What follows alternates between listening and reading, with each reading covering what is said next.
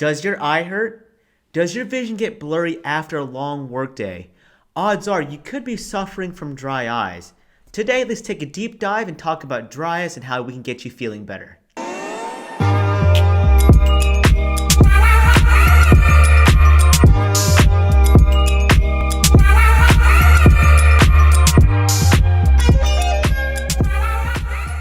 Dry eyes is super common. It affects millions of Americans every single year. Dry eyes can cause a variety of symptoms, include blurred vision, eye pain, and a foreign body sensation, and that can be pretty uncomfortable. Your tears are essential at keeping your eyes comfortable and giving you clear vision. During an eye exam, I add various stains and eye drops to assess the health of the eye. In this specific case, I added a yellow drop onto the surface of the eye, and this yellow drop should spread evenly over the entire surface of the eye. Notice how it doesn't. It looks very irregular, and this can cause a lot of blurred vision. Just imagine having a pair of glasses that look like that, very scratched and uneven. That's why dry eyes causes blurred vision. In addition, the cornea is a part of the human body with one of the most amount of nerves in a given area. If the eyes are dry and irritated, you can see why the cornea becomes sensitive, and thus you have all those symptoms of eye pain and irritation. Dry eyes can be difficult to manage, but I always approach dry eyes in a systematic approach.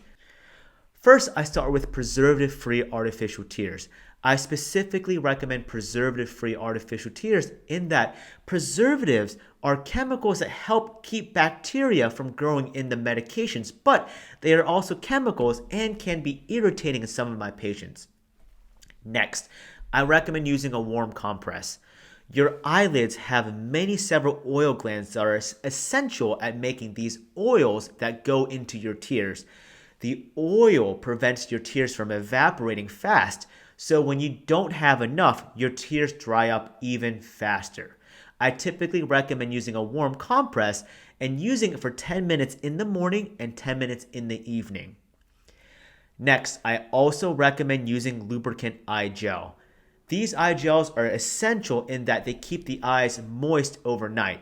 It is thick like Vaseline, so it will cause blurred vision, but because it is thick, it stays in the eye for hours, which is why I love it for overnight use.